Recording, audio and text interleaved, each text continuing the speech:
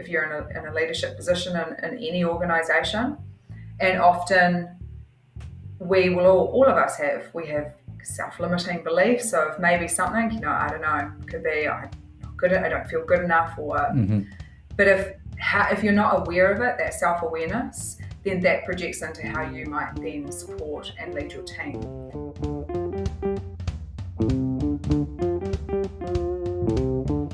Welcome to Push to Be More with me, your host, Matt Edmondson. This is a show that talks about the stuff that makes life work. And to help us do just that, I am chatting with the beautiful, the talented Erin Meads, all the way from the other side of the planet. She is in sunny New Zealand right now, and we're going to talk about what she does to push through, how she recharges the batteries, and where she sees growth and being more. Now, the show notes and transcript from our conversation will be available on our website, pushtobemore.com. Also on our website, you can sign up for our newsletter, and each week we will email you the links along with the notes from the show automatically direct to your inbox, and it's totally free. So make sure you sign up for that. Now, this episode is brought to you by the incredible Erin Media, which helps entrepreneurs and business leaders like you, like me, set up and run their own successful podcast. Erin, you know what? I have found running my own podcast to be really rewarding. It opens doors to amazing people like nothing I have ever seen. I've built networks, made friends, and had a platform to champion my customers, my team, and my suppliers, and my friends actually, which is always nice. I think just about any entrepreneur and business leader should have a podcast because it's had such a huge impact on my own business. I am a fanboy of that, there is no doubt. Now, of course, this sounds great in theory, but in reality, there is the whole problem of setup, distribution, getting the tech right, knowing what the right podcast strategy is, who you get on the show. I mean, the list goes on. You see, I love talking. I know it sounds, like, really? But I do. I love to talk. But I don't really enjoy all the other stuff, if I'm honest with you. So Erin Media takes that all off my plate. I get to do what I'm good at, and they brilliantly take care of the rest. So if you're wondering if podcasting is a good marketing strategy for your business, do connect with them at aurinmedia.com. That's AURION media.com. There's a lot more information there. We will, of course, link to them on our podcast website as well, and there'll also be a link to Erin Media in the show notes, which no doubt you have now signed up to by email because, why would you not? Okay, let's crack on. Now, let me tell you about this week's amazing guest. Erin has spent over 20 years working in healthcare, spending her first few years working as a registered nurse traveling across New Zealand and Australia. The itch to make a greater impact for people's experiences in healthcare led her down the path of working in leadership roles from her mid-20s, which was humbling, challenging, and of course, rewarding, as we all know. Now, in recent years, after a few surprising life events, sorry, I don't mean to laugh, I know what she's talking about. Erin has been on a journey to really understand who she is, and this has enabled her to further expand her skills and lean into her superpowers for how she best leads and supports teams and individuals in their workplaces. Erin thrives on supporting organizations, individuals, and teams through change and creating opportunities where others may see obstacles. Having years of experience leading and working across multiple organizations in healthcare, Erin has had to navigate many glass walls which I think is the understatement of the year, to continue her pursuit of achieving impactful results that focus on the cure and not the band-aid. Erin is also, if that's not enough, a wife, a mum to a very special little boy, and also a stepmom. She loves coffee, Pilates, and is hugely passionate about all things sunscreen. So and is that sunscreen or coffee you're flashing across the screen there? Coffee. It is the thing. It is the thing, it is. Welcome to the podcast. Great to have you here. Thank you for having me. Oh, no problem. Thank you for having me. I like the word automatically. Automatically, yeah. It's a great word. I wish I could claim that I invented that word, but I think I read it somewhere on somebody's website. I thought, well, that's a very clever word. Yeah. I was thinking it would be nice if you could just kind of say that, I don't know, board meeting, it just automatically. That's how we're going to do it. Maybe that's what I should call my next company. Automatically. Yes. I'm sure, actually, I don't know. Well, yeah, I'm sure somebody's registered automatically.com. So I'll check it out later, see if it's still there. You're going to have to check it out. Yeah. And if it isn't, I'll register it and then just put a photo of me on there smiling. I used to do this thing. It's not there anymore. I do want to point this out. But I used to have this long going debate with a very, very good friend of mine called Dave. And Dave and I would, whenever we'd see each other, would argue who was God's favourite, right? And I would say to Dave, no, I'm God's favourite. And he'd go, no, I'm God's favourite. And it was this long running joke. And then if anything good happened in life, I'd just say, it's because I'm God's favourite and not you. And it was just one of those things that just went on for years. And it got a bit ridiculous at one point. I went and bought the domain name godsfavourite.com. And I just put a simple website on that domain, and all it didn't have any words. It just had one picture of me. So when you went to godsfavourite.com, there was this photo of me. It's not there anymore. I do want to point that out. And so one day I was having a conversation with Dave, and I said to him, Dave, honestly, I think you should Google it. Who is God's favourite? And so he Googled it. And of course, God's favourite comes up as the top ranking. And I said, well, let's click on the website and see what happens. And then all he saw was this picture of me on the website. I was like, I win because, Google says I am God's favourite. So I don't know why I went off on that rabbit. Oh, automatically.com. Yeah, that's automatically.com. Yeah. So now, it's evening for me. It's morning for you. If you're watching this on video, there's very much a dark vibe and a light vibe going on the two sides of the screen. So you're in New Zealand. Yeah. You're in New Zealand, right? Yes. Are you born and bred Kiwi?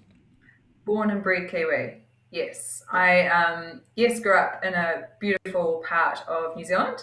Mm-hmm. So Bay of Plenty, small coastal town where the beach was my backyard. So very, very lucky. Oh, wow. Okay. Yeah, jealous already. I'm not going to lie. Yes. So did a bit of travelling, but have always come back to NZ. Now living in Auckland, which is very, very, the largest city, but it's pretty small to the rest of the world. So, running our population is not huge in NZ, but so living up in Auckland at the moment where we work and play. Yeah, no, fantastic. And so when you grew up in New Zealand where the beach was your back garden, what was that like? I mean, was it as idyllic as it sounds? I think it was. It really was. I think things have changed a lot now, though. You go home and it's not quite the same with the backyard, and there's all these things called health and safety that have changed schools and the things that you used to be able to do and go and crawl into drain pipes and things even the tramps, isn't it, these days? It's all of those things. But I think it created a really good grounding in terms of the people that I was around. It wasn't, or everyone has their own little obstacles and as they navigate the world growing up, as we all do. But I went to school in another part of New Zealand, and so experienced boarding school. Oh wow! So that was a very interesting journey. But they all create layers of, I think, different types of resilience and. I think shape you to sort of then how you present yourself in the world as you grow up. So you grow up in this beautiful place in New Zealand, and you go through the different schools, and quite rightly you have said things are very different now, and they are. And we all look back to our childhood and go, man, we wouldn't get away with half the things that we did when we were kids now. You just wouldn't, right? And so I know as a parent, to when my kids are a little bit older than your youngster, a lot older than your youngster, and I remember sort of looking at them as they were growing up thinking, oh, when I was a kid, I'd do this. And I'm kind of a little bit disappointed they can't do that anymore. So is there something from your childhood that you kind of regret that maybe your young boy can't do? I think kids grow up now with less feelings of freedom. Mm. And when I mean freedom, I mean that real childlike innocence that you can you go and walk down the street and no one's kind of worried about. It sounds really terrible. I had parents that cared, but you would as a child. I remember there was these fences that we all went along the neighbours' kind of properties because we lived right next to the beach, literally. Mm-hmm. And so there were these fences that just went for multiple houses down. So you'd walk on these fences, wooden, nails poking out of half of them, but you'd spend your afternoon, wandering and playing. And I think that isn't quite so easy unless you're living in quite a small bespoke community or very rurally. Would you let your 4 or 5 year old do that? And so I think that feeling of I'm really mindful around trying to create an environment where it's not kind of fear-based, because otherwise that then has I think a huge impact of then how people sort of grow up and lead in their adult life. So that pure innocence, nothing's gonna happen. Yeah, it's interesting, isn't it? And you're totally right. I mean, I the same way. I would roam the fields for hours. You'd go you'd leave the house in the morning and come back for food at lunch, and then clear off again until dinner time. Pretty much, yeah. We didn't have mobile phones. It was just we got back when we got back, as long as it was sort of roughly the right time. I don't think I even had a watch at that point. Do you know what I mean? It was just whenever we thought the sun was in a certain place in the sky. And we'd just get lost in the fields. We had a lot of fields around where I grew up, farmers' fields, woods and stuff like that.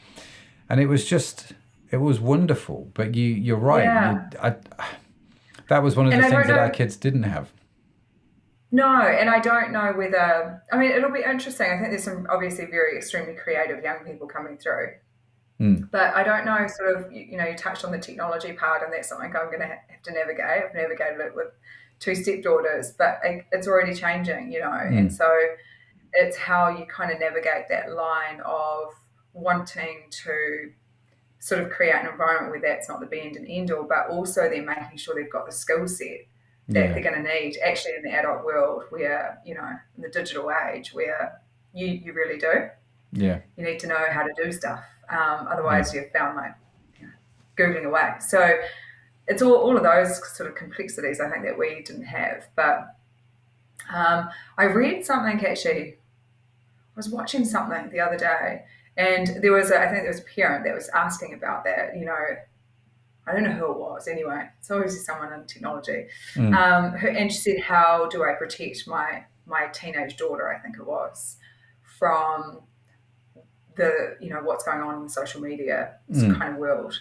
And they were like, well, you can do, you can have all these, protective mechanisms, and you can be, near them when they're on the phone all the time and all these things. But actually that's really not going to, that's the band-aid, right? At the end of the day, that's not going to do much. But all you need to create and instill, the confidence and the self-belief and within your daughter, and that's what's going to help see them through. So, which I thought, it's quite telling, which we all need to do more of. And as adults, I'm a great believer that there's a lot more in that space that we need to be looking at.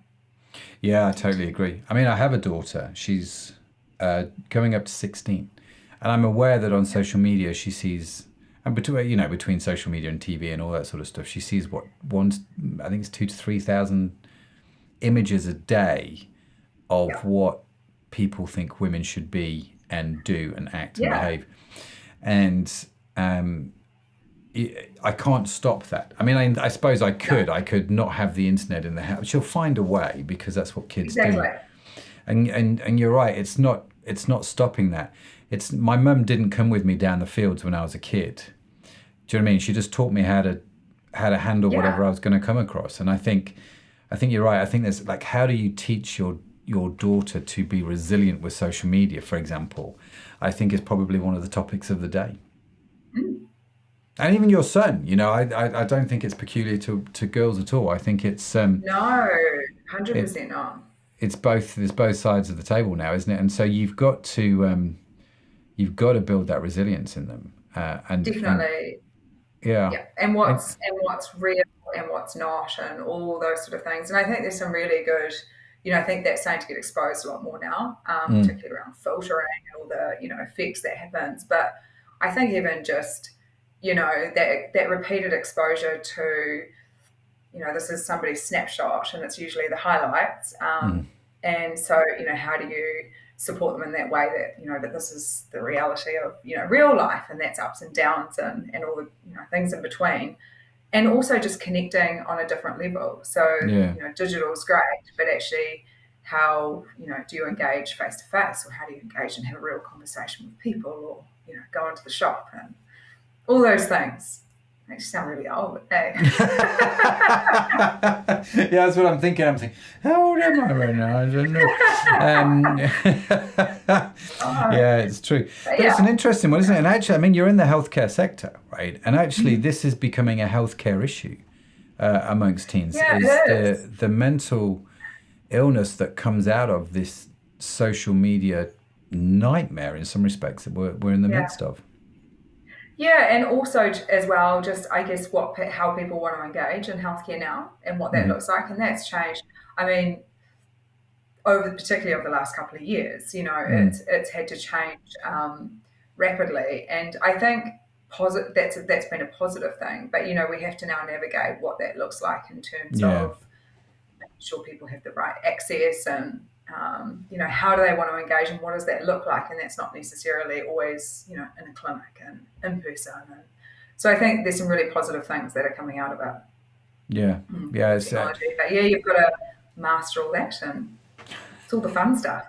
It's all, and this is what we get excited about, isn't it? This is Exactly. all the interesting stuff.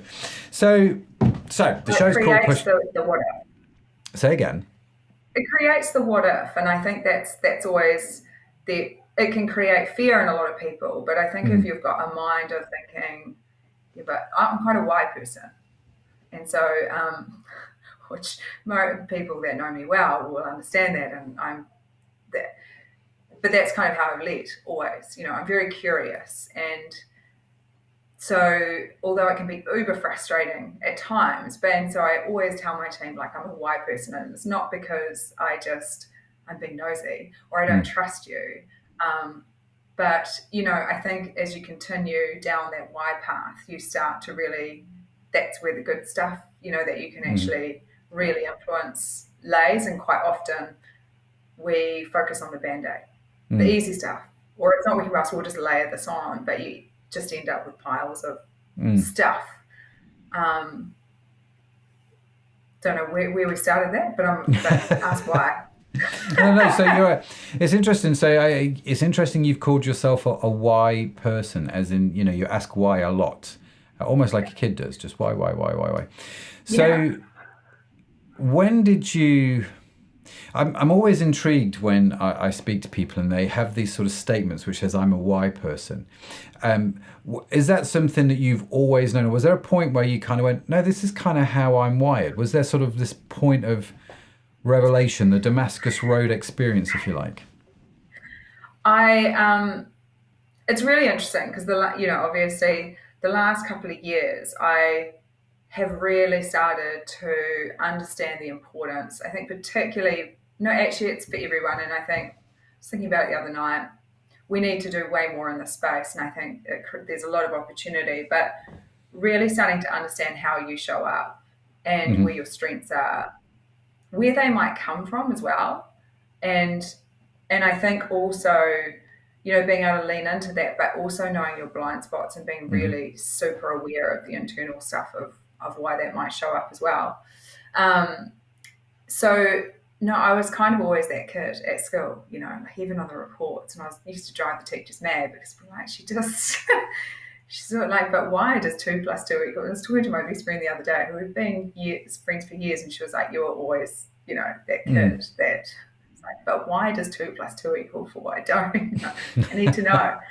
Um, and so I think, but I think then it kind of dampened down for a while, and I Hmm. think for a lot of reasons, but really starting to come back, actually, it's a real strength, Yeah. because it does enable you to, yeah, start to really try and find and create solutions and opportunities that are always attempting to get to that sort of that cure Hmm. of the band-aid. Yeah. So why do you Um, think it's important that we learn how we show up, to use your terminology? What led you to, yeah, over the last few years, to realize that this was an important? And I agree with you, by the way. I'm not being yeah, disagreeing here. no. I'm just really curious what's led you to that conclusion. What happened? Yeah, so I think when you're young and you're ambitious, I'm still young, but maybe that sense of naivety and, you've got a goal and that's where you want to head. And so I had quickly kind of discovered, actually, I can really, I can control how I show up to work every day as a Mm. nurse. And I love this and I love my patients and I love the team. But, there's an itch and I want to do more. And I'm interested in how do I create, a better experience, for a wider network of people that I work with. And so within that, that took me down quickly into sort of quite senior leadership positions in healthcare. And I landed myself in an organization where I think that it was an interesting experience, because it was at that point I kind of, was exposed to maybe the way different organizations operate, and they're Mm. certainly not the same. And I think that's where you have to really start to know and go, how is this reacting to my values and how Hmm. I show up and my integrity? And it was really starting to push on that, to the point where it's like, I don't know if I want to, if this is what it is this what leadership is? Mm. I don't know if I want to be part of it. And it was a really interesting sort of crossroads, because I we talk about the busyness, and I think it's an area we don't talk a lot about, though, in terms of these kind of internal pulls that some of us, we've all, no, it's not all as like social media, it's not always the highs, Yeah. but we don't talk a lot about the lows. And I Mm. think, that can be really tricky when you've got younger leaders trying to navigate, their way forward, Yeah. because they may not have necessarily seen the more tricky and complex parts. So, yeah, I kind of was at this crossroads, and I went, I could maybe just kind of leave. I could open a florist. I don't know. Or, what do I want to do? But I don't know if this is it. This is not how I want to lead. This isn't, Mm. this isn't me. And so, yeah, I removed myself from that situation. And that was really, really challenging, because that went against, it's like this was what was expected, and that was the role. Um, and so I quickly kind of went, oh, maybe not, maybe not. Mm. But you had to then really um, take a really good step inwards to be able to reflect and go, what's just happened in the situation, and how do I now learn and move forward with it, Mm. in a way better space. And so I can, how do I better show up in the world? So I think that was sort of the catalyst of really starting to explore, how different leadership styles and different organizations and culture, and it's something that gets bandied around, Yeah. culture and employee experience. But there's, I think there's an ownership of how we show up, and if you're in a leadership position in any organization, and often we will all of us we have self-limiting beliefs of maybe something, I don't know, could be I'm not good, I don't feel good enough, or Hmm. but if you're not aware of it, that self-awareness, then that projects into how you might then support and lead your team. Yeah. And then on the other end of that, you've got team members who quite often, particularly in I think industries like healthcare where and lawyers, they're employed into a role, but actually there's a human behind it. And although we need them to do the job, they've all got different strengths and Yeah. they've all got different ways of operating. And so quite often that, problem child or the one who, isn't quite, fitting the mold, it's like how do we support them and how do we understand how we can best lead into their strengths or the way that they just see the world. And it's also different. And so the more I think we just have it's just such an interesting area that we can do a lot more in. And I think that's going to produce a lot better outcomes for businesses, for Yeah. people. It changes the conversation, right? Changes So the what conversation. sort of things did you do, or do you do with either the teams you lead or with yourself to get that sort of self-awareness? Because my experience is everyone talks about self-awareness and people think they know a little bit about themselves, but actually, yeah, do you really? And so it's you take the sort of the quizzes and the tests and and they come back, the Myers-Briggs or whatever, and people Yeah. are always surprised by the results. Really? Am I really like? You're like, yes, you are really. So I'm kind of curious, Erin, what sort of things have you done Yeah. yourself to sort of draw that out so you understand it clearly for yourself? Yeah.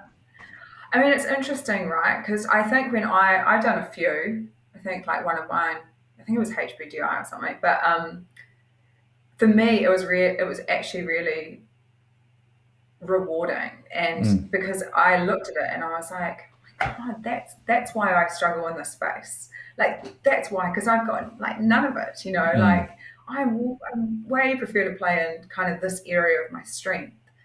And as I started to sort of delve into different areas, and you can take what you kind of want from them as well. And I think it's not saying this is who you are, and it mm, can change over time. But I think it if you look at it with an open mind, you go, okay, how does this affect me, and how does this impact me, and where are my strengths, and what do I enjoy?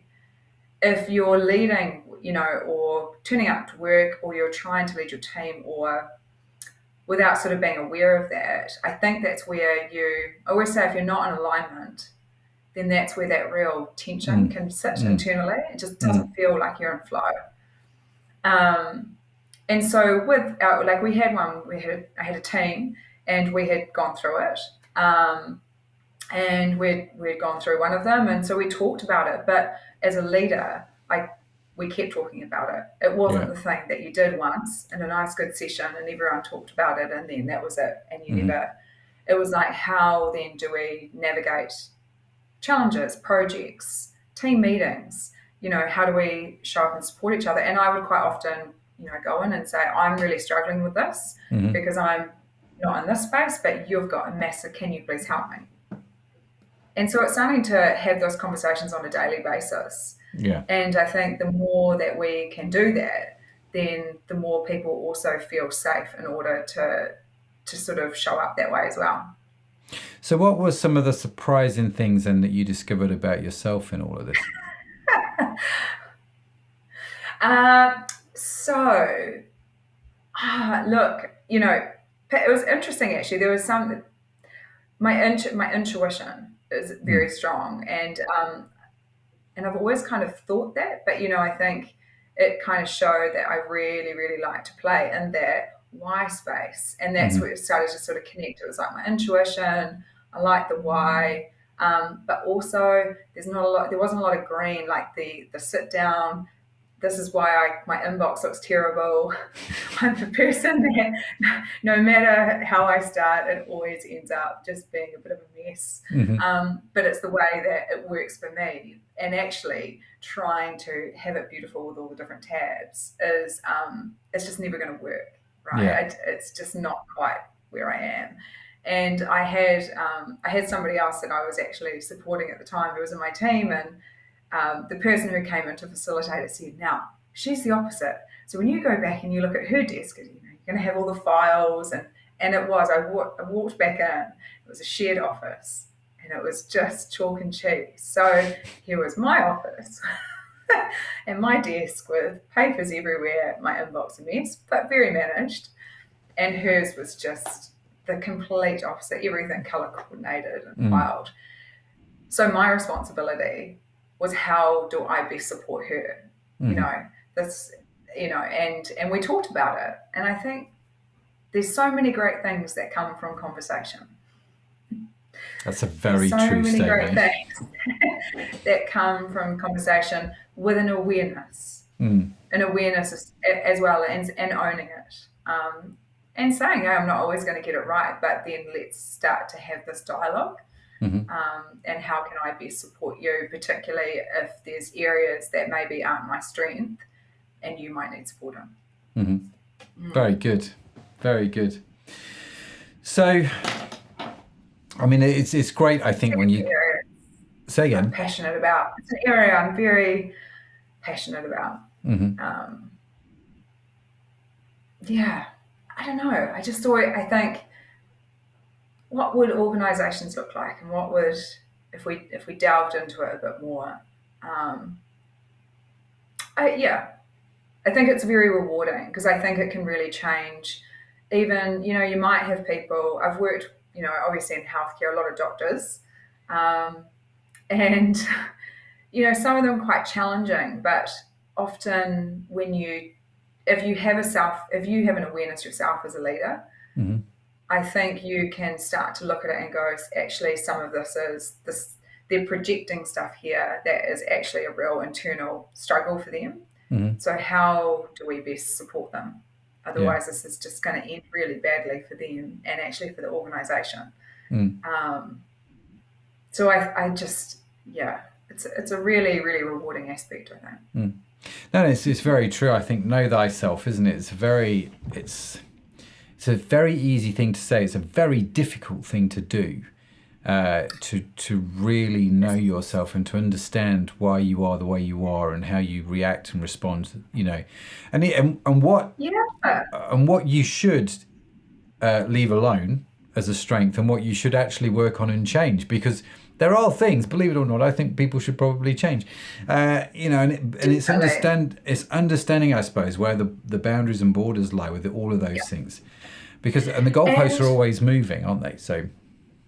They are, and I think also, like I was actually coaching a nurse the other day, and so we're going through, because she just kind of wanted to work out what does her path look like, what are the options. Anyway, so we were doing a session, and it was really interesting, because we started having a conversation around, it was like, where's this coming from? Like, where's you've decided now this is, you want to make a plan to move forward, but what's the pull?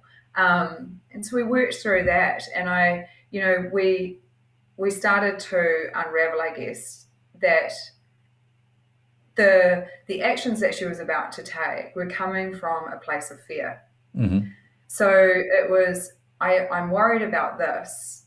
So in order to try and avoid this, I'm going to do this action. I'm going to go and I'm going to go and study this master's. Where it was actually, we were like, so we worked through, it was like, lean into what you want to move towards, versus trying to avoid. And I think even in companies, we do this a lot. We don't want that to happen.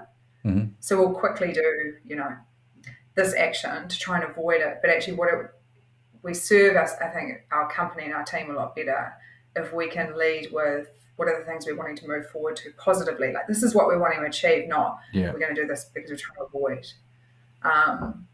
And it quickly changed the dialogue for her. So now she's going away and being busy doing her homework in a way different area than where she started from. But it gave that permission, I think, to be, for her to inquire a little bit more about herself as well. And where do her strengths lie? That's a really powerful point, what's driving it. And for that lady, it was fear. And especially at the moment with, the great winter of discontent, as they're calling it, aren't they? It's crazy times in which we live. Worldwide recession, illegal wars. I mean, you could list a whole bunch of things that should not be happening right now. And I think that's causing people to make decisions based on fear. So how did you how did you help that nurse understand that that's where that decision was coming from, and therefore maybe reframing it and looking at life through a different lens? So I think, and no, I know it's a journey, right? So this started after a couple of life events along the way. One being, that organisation of why have I felt so torturous, in this company where I should have, Never a good feeling. been No. thriving, and it's like, why, and so you quickly, if you can start to, that can really dampen your confidence. What's wrong with me? And so I think that took a lot of reflection and starting to really look inwards around, and so self development. So I've done a lot of reading, and I had a coach, and I had more than one coach, and and starting to really navigate. I want to be, if I want to thrive, how do I then start creating actions that are going to build to that, and then how can I use those to move forward and support others and lead others. So I think that, coupled with when you maybe have, I then had my son, and so that created a kind of a different reality, and so you start to reflect on that and say, how do I now move forward again? I'm a different person. It's, pre Harry and post Harry, and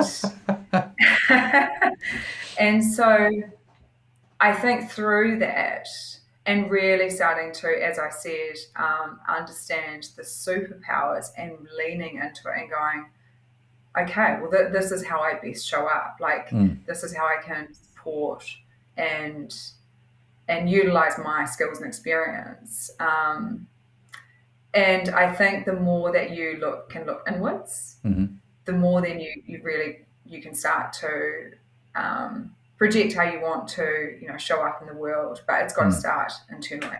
And firstly, there's got to be a desire. It's got to be a desire. It's like being hungry and being curious. And I guess you can go through life, but it's not that fun, right? Of either one feeling really just not in flow. And I know that sounds very whimsy, but if you don't feel in flow, it's just things feel hard. Or you take things on. Like I was asked to do a piece of work a few weeks ago, and I was like, I could, but I don't know if that's, So we actually talked about, I was like, this is what I can, this is how I can best support this piece of work. But I would need a team, around that has these types of different, attributes that I don't, and that's totally okay. So I think the more we can see that it's not singular as well, takes a team. And in order to build that team effectively, you've kind of got to know what are the blocks that you need within that team. So it comes back to... No, I like that. I like that. So you're right. No man is an island. You bring in the experts. Well, yeah, that's true. You do. You go get the experts. You go get what was it? Andrew Carnegie said his epitaph he wanted to read: "Here lies a man that knew how to employ people better than him," or something like that. And it was that kind of mentality which says actually, and actually one of the things as human beings is we know, I think intuitively, what we're rubbish at. Self-esteem is probably at an all-time low in a lot of ways, and so yes, I'm rubbish at this. It's very hard, I think, for people to say, actually, this is what I am really good at. These are my superpowers. Okay, especially, and I do think this is a sex thing as well. I think it's harder for women, especially because they've been downtrodden for so long. There's that whole... Yeah. And so I think the fact that you can sit here and you can say, these are my superpowers with a smile on your face and a confidence in your step is actually quite remarkable, because I don't think many people can. Yeah, it's a work in progress. And what's that whole saying? You fake it till you make it. No, I think it's, it's interesting because, I had another client, and that was the first thing. Like I was coaching her, and she said, she was like, "Oh no, but I don't have the confidence. Like I couldn't do that." And I was like, that whole thing around women. I said to her, women versus men. They've talked about with job descriptions, or adverts. But a female will go, "Oh yeah, I can do that." "Oh no, I can't do that. I won't apply. Won't apply for the role." Whereas a male is more inclined to go, "No, maybe I could do that. Yeah, of course I'll apply." And so I do think it's not an easy thing, but I think the more, if I think, well, how do I best add value? And I want to add value in how I can contribute to the world. It's not about me, it's, for me, it's always my why is greater. It's about, supporting and helping others. But, so I think you just, the more that you can sort of start to understand that, then you know how you can best contribute. And I think the other thing as well is we talk a lot around what are our strengths in terms of our technical ability. But it's all the other stuff as well that I think really is where the magic happens. Yeah, you're right. It's and it's easy, I think, or easier to say where your competence lies. In other words, it's easier to say, I am really good at using a word processor. I'm really good with Google Sheets, or I'm really good at, teaching kids that are age 5 or 6. And that's a skill, that's a competency. Whereas it's a little bit more difficult with the softer stuff to say I'm really good at being empathetic, or I'm really good at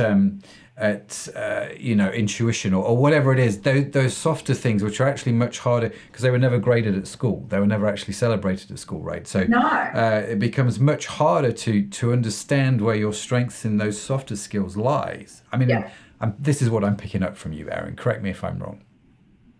No, it is, and I think that's where that if you do the work, and I think organisations as well, and that's what I'm saying. It's I was talking to somebody the other day. I was like, it's we've got 50 nurses. We had 50 nurses in this team.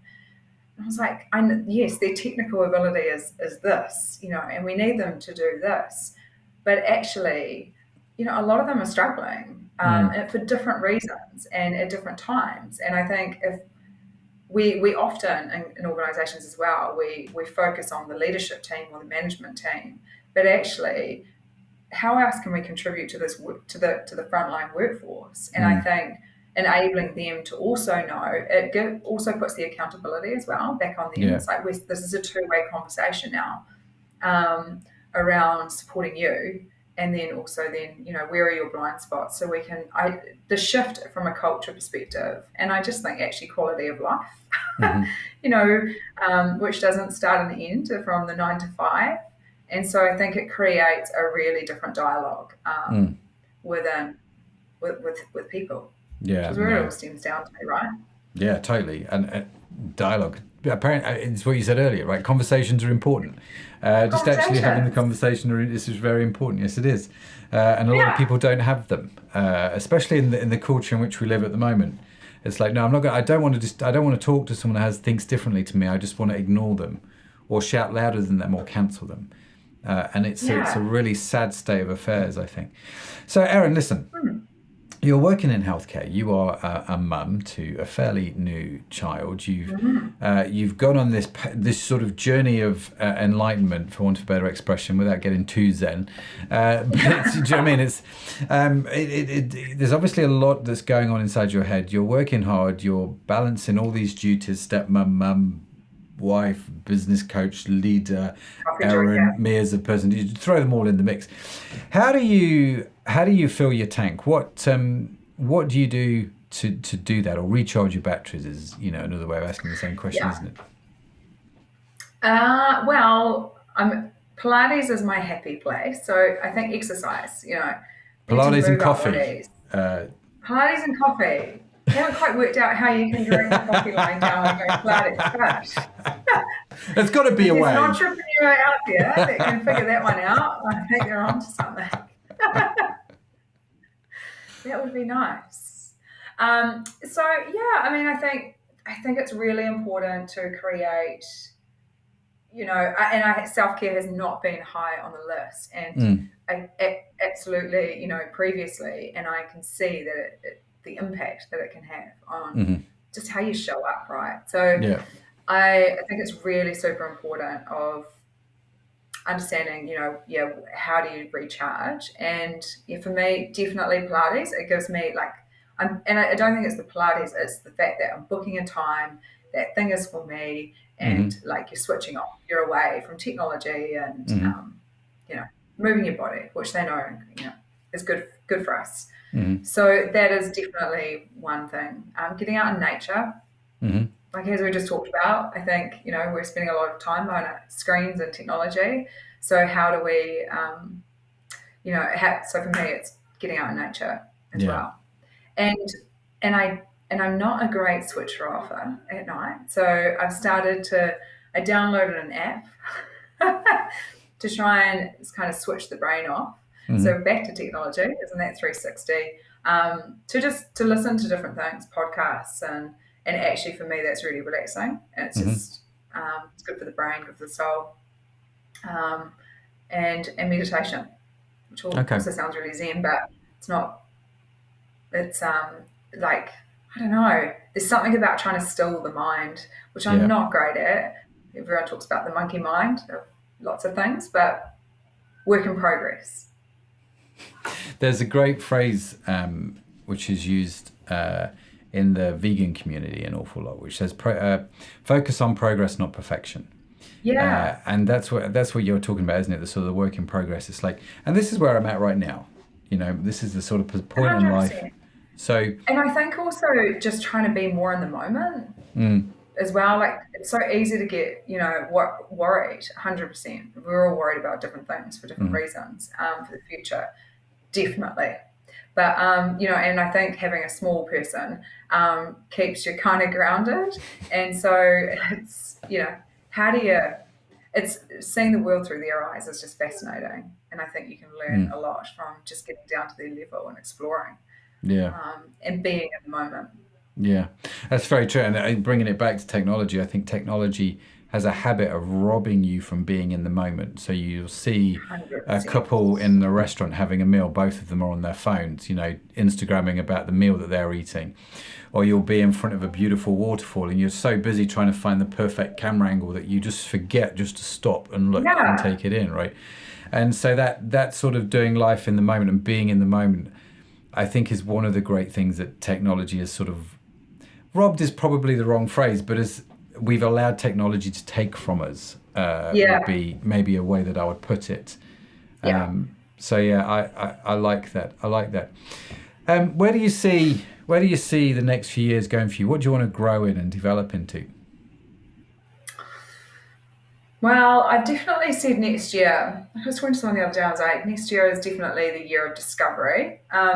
So there's, I definitely want to continue down the path of being able to, and what that looks like. And I think that's the exciting thing about life is that you can build and create, and if it doesn't quite Yeah. work, you just do a bit of a 180.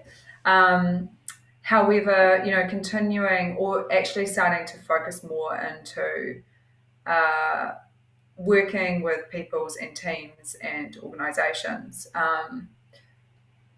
around sort of this area with Mm, around strengths and culture and interactions and all the really fun stuff because I think that I just there's just so many positive aspects of it, mm, so wanting to do a lot more work in that space, um, and that's really exciting. yeah. So with that, you then grow your own skill set as well, and so definitely next year um, have put myself on a few courses as well, and I'm always a fan of learning, and so and I don't know after that, who knows? Mm, I think yeah, there's a couple of other projects in the pipeline. okay.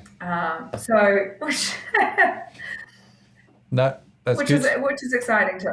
But I think, probably over the next 5 years is starting to, how that looks. I can't tell you that, but it will, it's definitely a venture I'm looking forward to.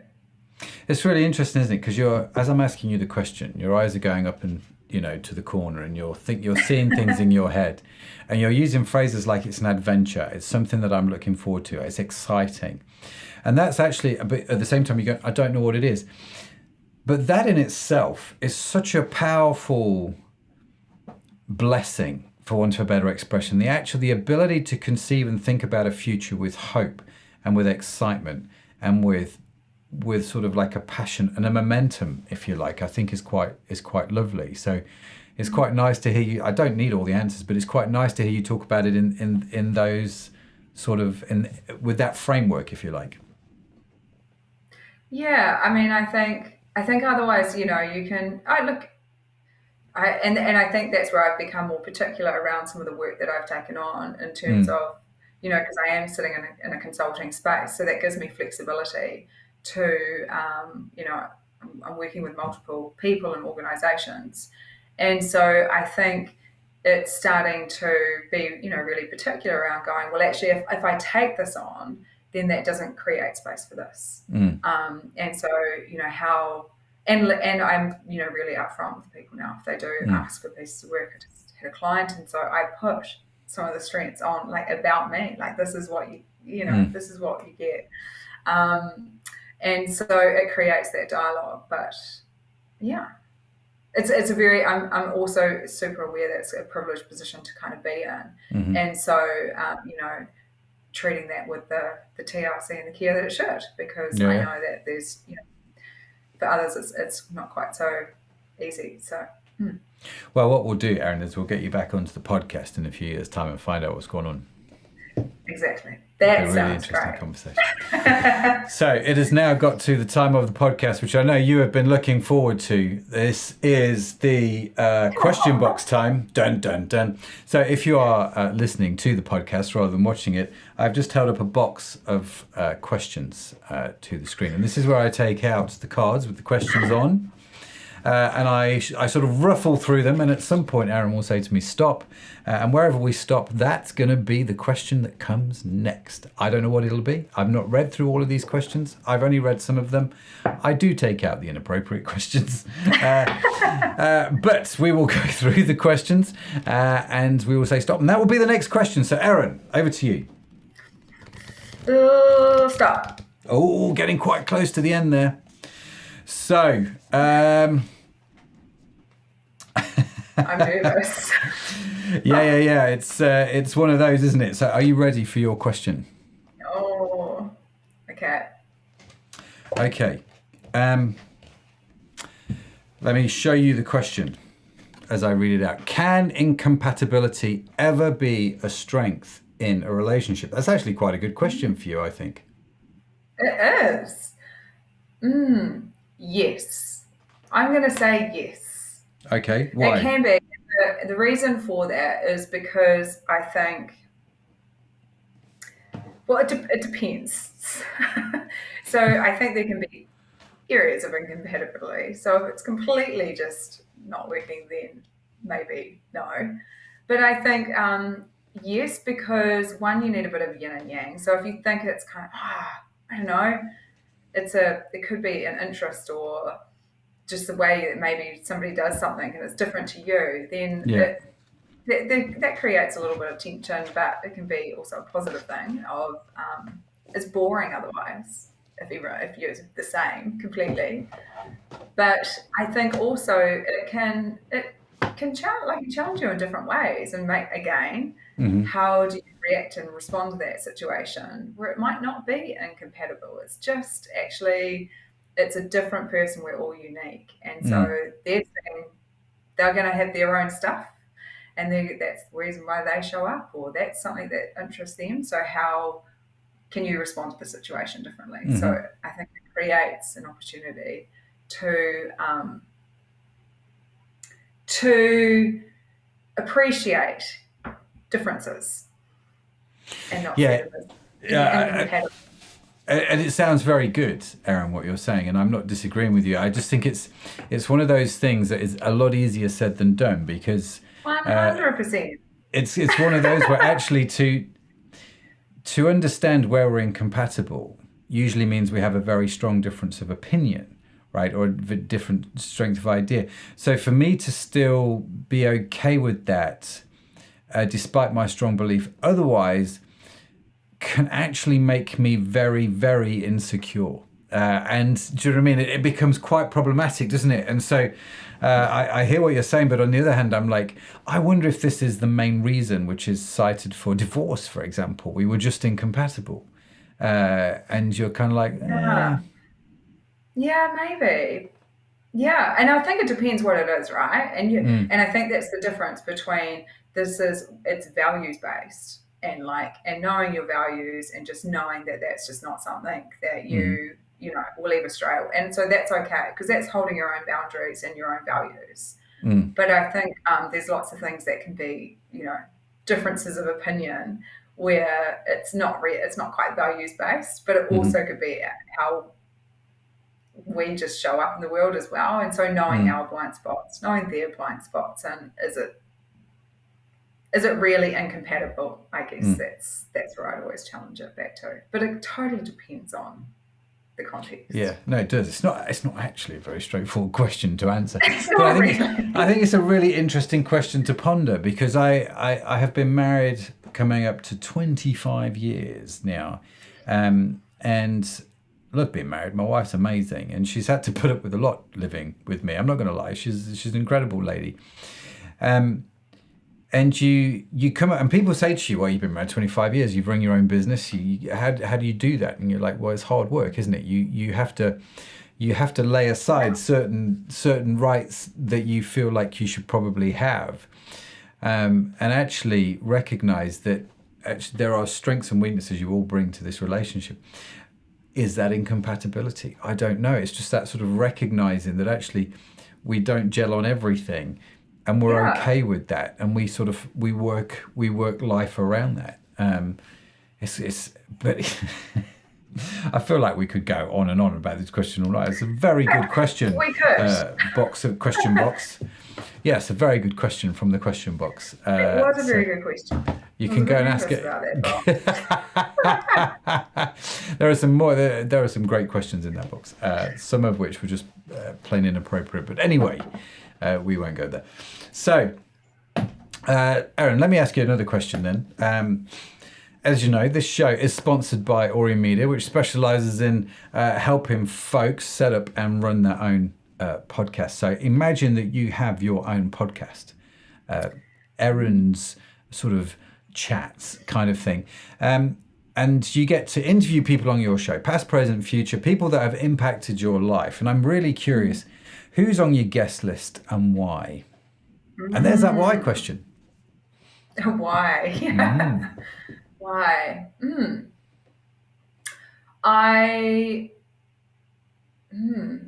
I would definitely, Simon Sinek would be one. Okay. Yeah, he actually would. Yep. It's not because of the circle of why. The golden circle. The golden circle, yeah. I just think he's had an interesting journey. I think, he's contributed a lot into the sort of in leadership, and I find he's just super interesting. Yeah. I really admire his work, and taken a lot from that, as well as Patrick Lencioni actually. So I probably have him as well. I would have I could have a whole. Can I have a list? Sure, you go for it. Don't let me interrupt. Yeah. Who else? I would actually, if I could go back in time, obviously not here anymore, but both my grandparents actually. Okay. I don't know, there's always that thing, isn't it, of the things that you wish you'd kind of been able to go back and chew the fat of their younger selves as well, and lessons learned. So we'd have both of them on. And there's plenty. You. Oh, well, obviously. I'll have you, Matt. That's a given. I'd expect nothing less, Erin, I'd probably be the first person I would have thought. Exactly. Oh, it's brilliant. Yeah. It's one of those, isn't it? And I think it's I love people from all walks. I just think everybody has something to contribute. everyone's got a story, and I genuinely All got a believe story. that you can. They really do. You can. I think just about anybody on the planet would make a good guest for a podcast, and as long as you know how to get that story out of them. Granted, I know there are exceptions to the rules. Please don't write in and tell me that I was wrong because they're an exception. I know, but most times there are interesting people who have interesting stories. Especially, I love talking to people that think differently to me or have a different opinion to me. And like you, I'm really curious as to why they think what they think. Not because I'm trying to prove them wrong necessarily, but I'm just trying to understand why did they get to where they got to, because it helps me understand where I got to. And I think the podcast is a great way to do that. So when you set up erinchats.com automatically, then yeah, I'll definitely be a guest. And I'll me and Simon Sinek will be on. Patrick Lencioni will be on, no problem. Fantastic. That's awesome. Erin, listen, it's been an absolute treat to chat with you. The time has gone by incredibly quickly, as it always does when we converse. If people listening to the show want to reach out, want to connect with you, what is the best way to do that? That would be LinkedIn. So easy to reach out. Erin Meads on LinkedIn. You'll find me. I think I'm the only one in New Zealand. The only Erin Meads in New Zealand. Only Erin Meads in New Zealand. Oh, wow. Okay. Well, we will, of course, also link to Erin in the show notes, which you can get along for free, along with the transcript on our website, pushtobemore.com. Or, of course, if you're signed up to the newsletter, then it will be winging its way to your inbox. Erin, thank you so much for being with us. Loved it. You're an absolute legend. And it's great to hear about your journey. No, it's awesome. Thanks for being on. Thanks, and thanks for coming back again in a few years' time to tell us how the journey has gone. Hold me to that. Give me accountability. Absolutely. Absolutely. So there you have it. Another fantastic conversation. Huge thanks again to Erin for joining me today. And also a big shout out to today's show sponsor, Erin Media. If you are wondering if podcasting is a good marketing strategy for your business, which I probably think it is, but that's just my opinion, do connect with them at aurionmedia.com. That's AURION media.com. We will, of course, link to them on the podcast website and in the show notes as well. Now be sure to follow Push to Be More wherever you get your podcasts from, because we have more great conversations lined up and I don't want you to miss any of them. And in case no one has told you yet today, you are awesome. Yes, you are. It's just a burden you have to bear. Erin has to bear it. I have to bear it. You've got to bear it as well. Push to Be More is produced by Erin Media. You can find our entire archive of episodes on your favorite podcast app. The team that makes this show possible is Sadaf Bain and Josh Catchpole, Estella Robin and Tim Johnson. Our theme music was written by Josh Edmondson. And as I mentioned, if you would like to read the transcript or show notes, head over to the website pushtobemore.com, where you can, if you haven't done so already, sign up for the weekly newsletter and get all of this good stuff automatically in your inbox. Oh yes, that's it from me. That's it from Erin. Thank you so much for joining us. Have a fantastic week. I will see you next time. Bye for now.